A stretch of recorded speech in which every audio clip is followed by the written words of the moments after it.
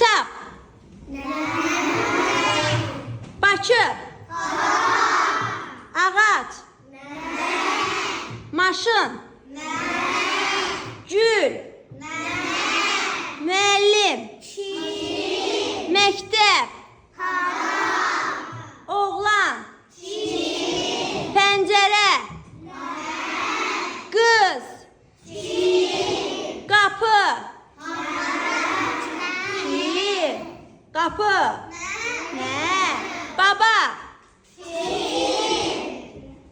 Qardaş. Xala. Şəhər. Aygün. Alma. Nə? Dərzi.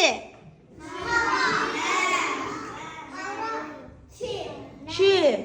Zoopark. Yarpak. Əmi. Mağaza.